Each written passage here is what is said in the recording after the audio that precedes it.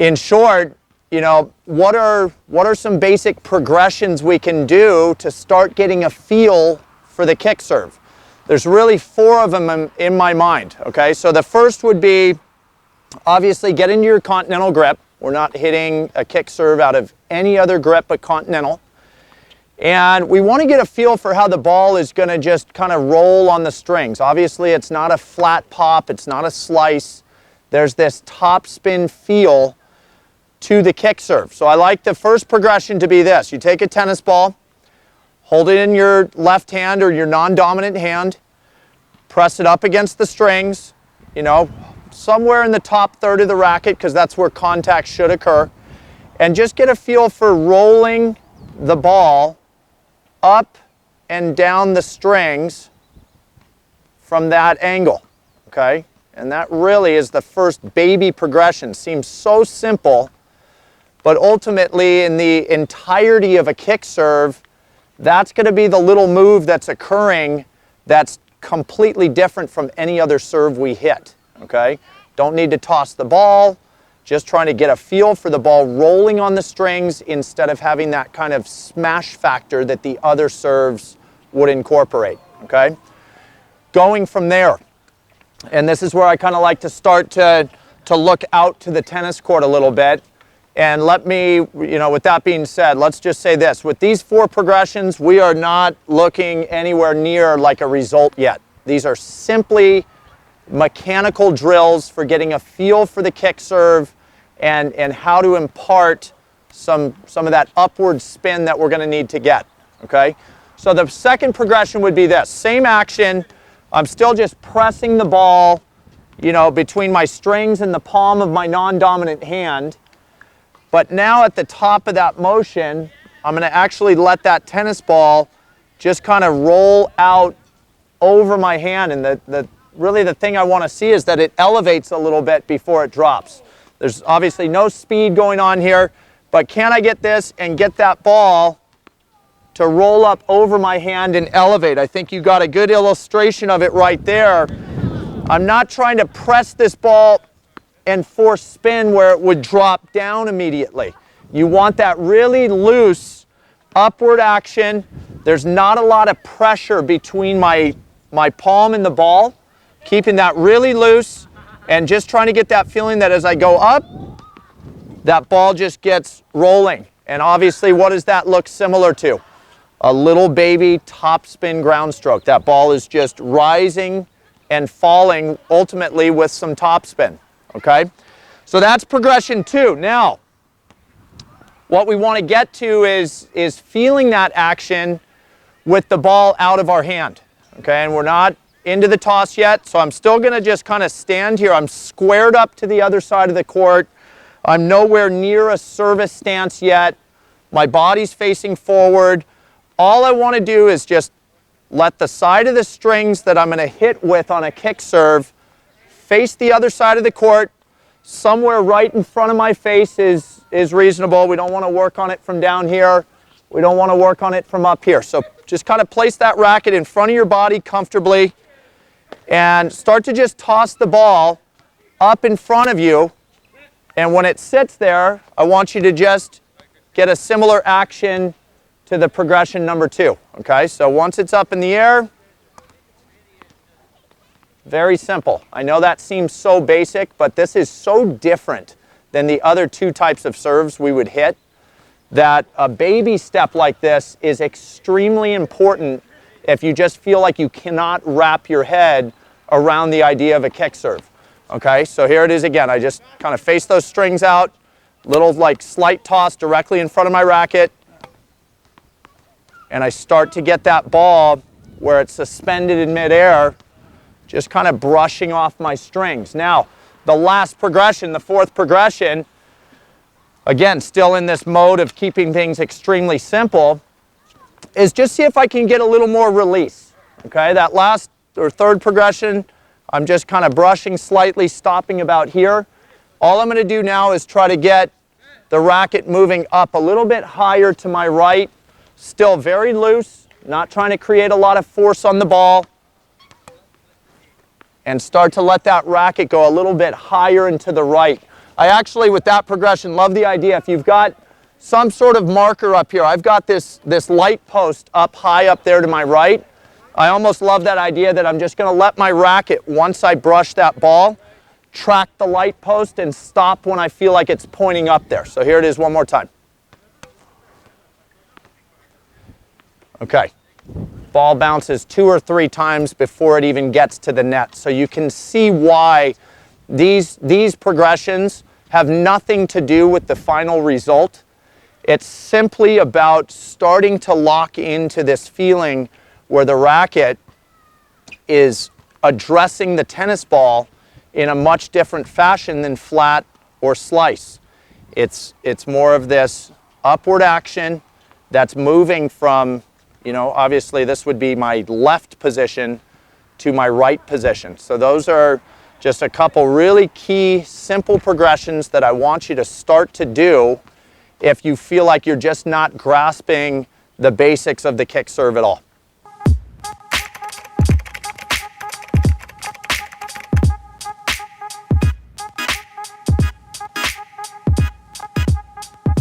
Where should we be tossing for a solid kick serve? Okay, a couple ideas we got to hit on here.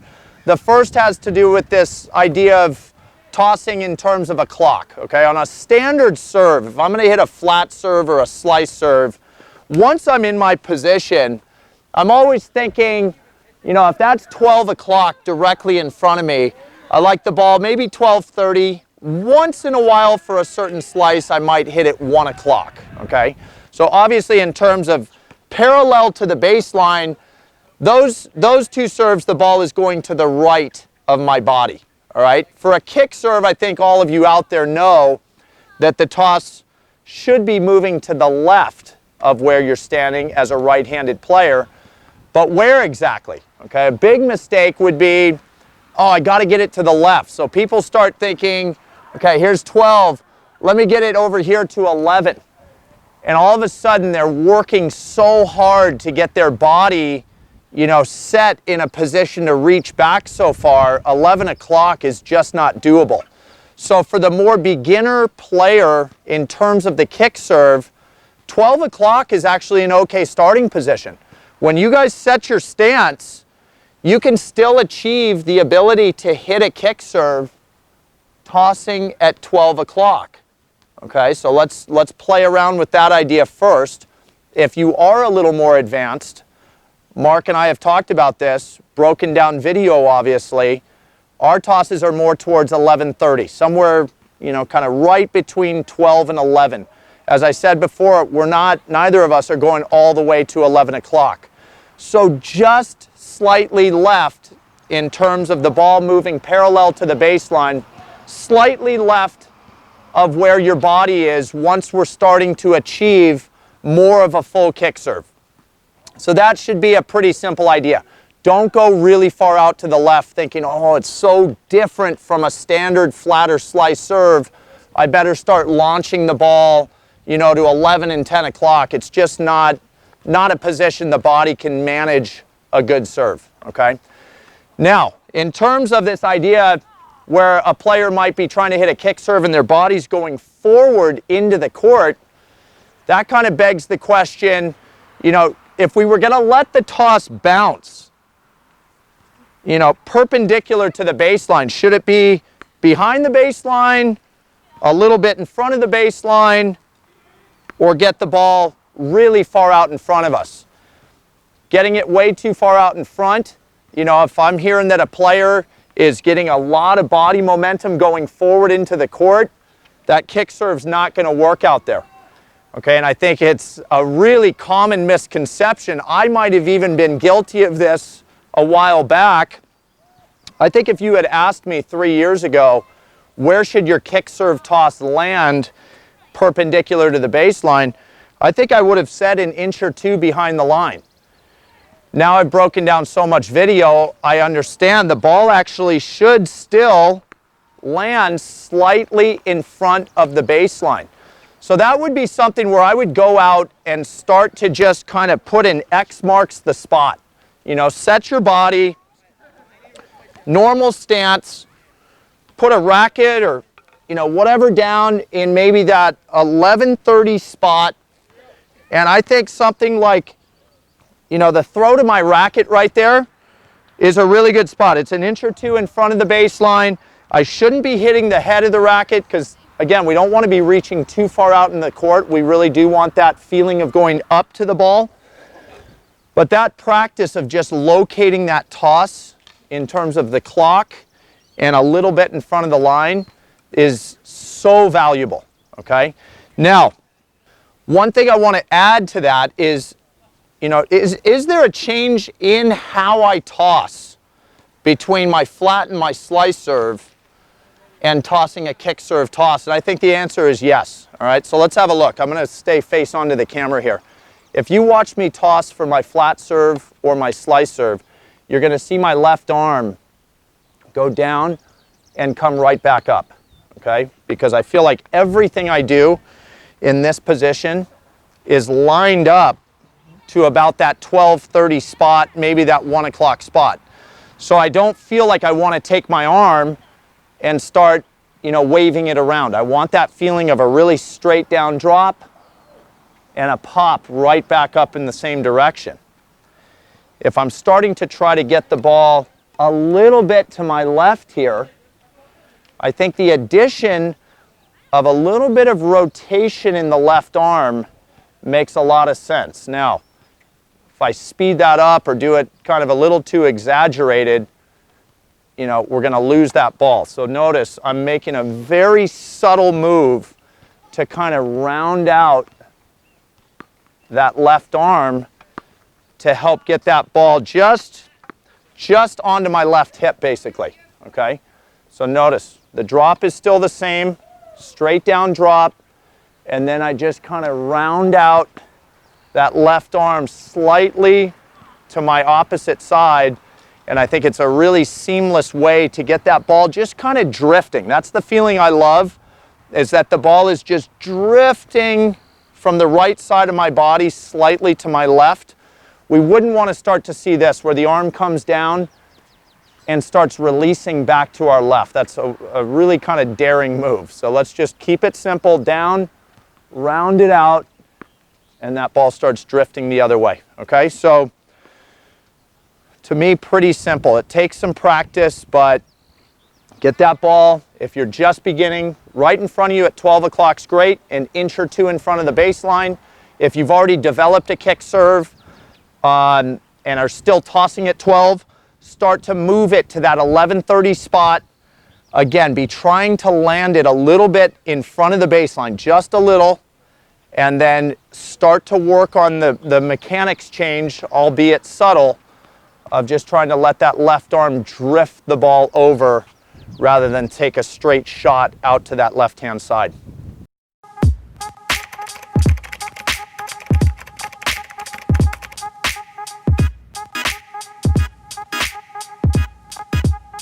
Okay, so simply put, what are some good targets for the kick serve? I think it goes without saying. We're going to start on the ad side here as a right-handed player. I've got Mark in the frame here. I'm trying to get this ball to his backhand. Okay, so on the ad side specifically right now, target-wise, Mark, I'm going to have you take that cone. What I like, you guys, is a little more of a shallow landing zone, because the shallower you land it, yeah, perfect, Mark, right about there.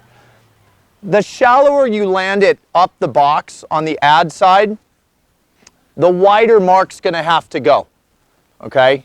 So that to me, there's a ton of value. I obviously love to see my kick serve jump up. It's probably the coolest part of a kick serve. Hey, how high is this guy going to have to reach? But at the same time, we also know we love a guy to have to get off the court to open up the other side for, you know, what most likely is another shot. So the shallower we landed on the ad side, the wider he has to go. So let's give a little kick serve attempt here to that target and see where I can get Mark moving to. Okay. All right, so he's got 2 feet into the doubles alley. I think I've done my job there. And I honestly think I landed it right next to the target, to a little bit to the left. So I gave myself a little more margin for error. If I want to chew off a little more court and get it at the target, if not a little bit right of the target, that'll also send him wide as well. But landing it shallow with a little bit of margin, you could see where Mark was, that's a very effective serve. It still got high, so I love that idea. Once in a while, I'll throw in a body serve. You know, second serve where maybe it's a critical point. I want a little more margin for error. I'll kind of start it at Mark's right shoulder. Mark, tap your right shoulder. I'll think of starting my kick serve there, letting it move, you know, at his body. Maybe it gets on the other side of him a little bit, but that's a good way to stay aggressive with your kick serve and still not kind of feed the forehand. I think the one thing we're really trying to do when aiming the kick serve is, because it sits high. Mark, do you like a high forehand in the middle? Of course. So I cannot feed his forehand. So this would be a play, a little more margin for me. Started at that right shoulder. And I'll take it. So he makes that. I'm ready to react though. But think about it. Ton of margin for error if I go that direction. Still kind of gives him a very tricky look because of the high bounce. So I love those two targets. Obviously the out wide one would be option number one. I really want to open up the court, okay? So on the deuce side, what I think the big difference is on the deuce side for me, and you know, I kind of want you guys to follow this too, is there's no real value now in landing it shallow on the deuce side. Okay, because yeah, it might jump up a little more, but he's in the middle of the court. I am obviously focused mainly on just getting it to his backhand. So Mark, let's come up. I want you to put that maybe 2 feet inside the service line. Perfect. Okay, so that little bit of a maybe deeper idea on the deuce side compared to this side, the ad side, is that I can't get him out wide. He's got to go to the middle of the court no matter what. So let's rule out the possibility of missing in the net, which the shallower target would bring into play. So a little more net clearance, a little more depth, and the main focus on the ad side is just get it to the backhand. Once again, I don't want to make the mistake of kind of flaring a kick serve out to the right somehow and having him rip a huge cross-court forehand. So I'm really just focused up the tee here.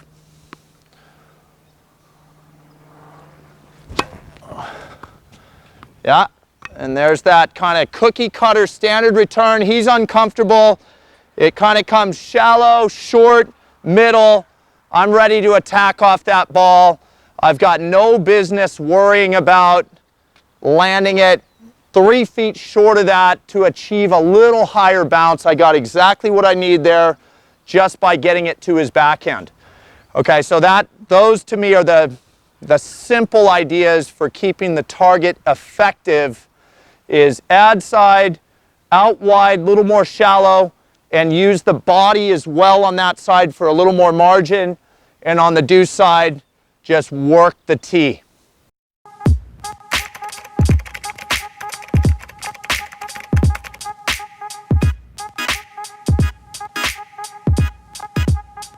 But what's the factor that's going to get that jumping ball that really moves the opponent off the court on the ad side? Here's your scientific term. It's called ulnar deviation. All right, and that's different than the other two serves we have, where we're working with pronation. Obviously, pronation, I'm taking, you know, the palm and the forearm of my swinging arm, and as I move up to the ball, I'm turning those down.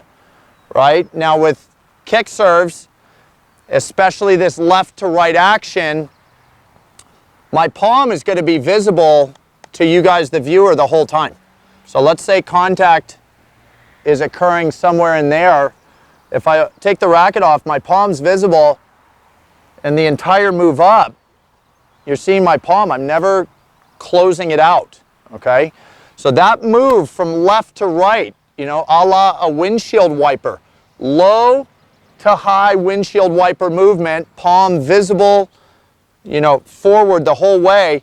That's the move right there. I think you can pretty simply see it. That's going to take the ball from left to right. Now, the reason that I think somebody who maybe understands that idea and still is not getting the ball to move from left to right is the toss position. So take a look here. I actually tried a couple of these. I tried to just get topspin on the serve without that kicking idea. The only way I was able to do it was to toss really far behind me. So watch this. I sit back, a lot of topspin, but no jump from left to right. And so notice, I'm on my back leg. I've sat the ball behind me, so I get that feeling that I'm underneath it. But from back here, it would be honestly very awkward, if not impossible, once I'm moving up the ball to then throw it this way. I think I'd throw my shoulder out. So my suggestion is if you're getting topspin, get the ball, you know, tossing wise into a position that's a little more forward. Okay, if you notice here,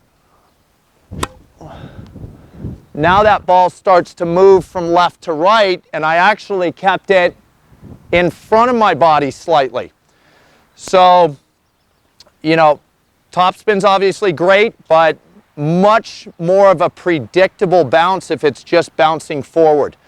We want that left to right action, so you've got to locate the toss in a better position to allow for that ulnar deviation, which is what is going to get that ball moving off the tennis court.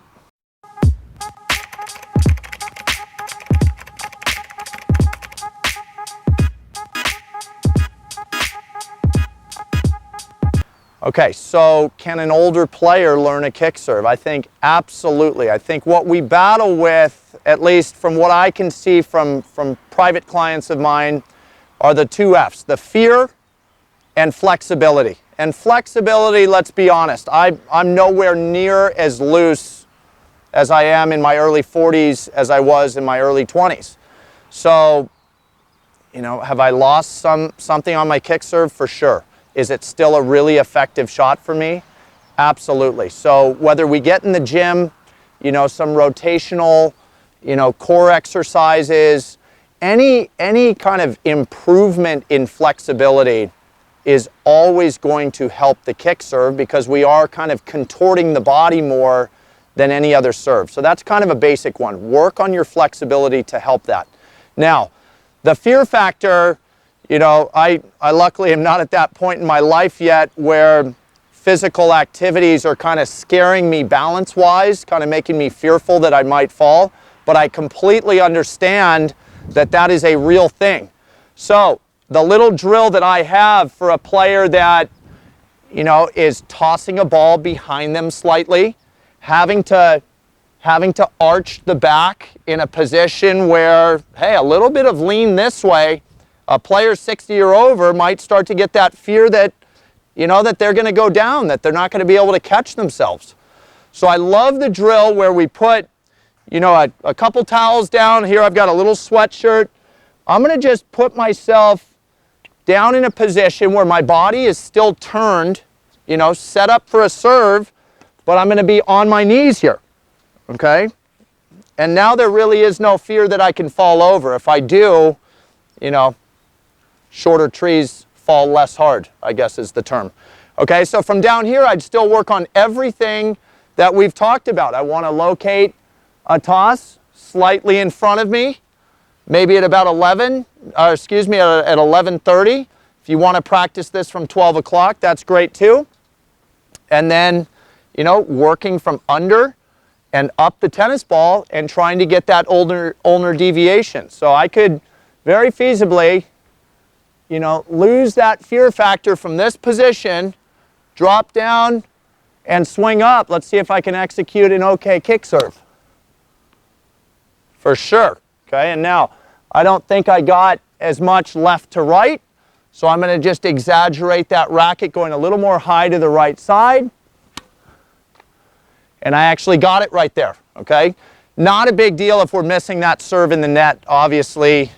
We're down there, but I've lost the fear factor if I had it, and I've started to see a ball really work up off my racket and work from left to right. So to me, work on the flexibility in the gym, get the body able to kind of contort a little bit differently than the standard flatter slice serve, and then practice that drill where you're working from your knees so there's no fear of kind of falling off and maybe possibly falling down as you're reaching behind your body a little bit.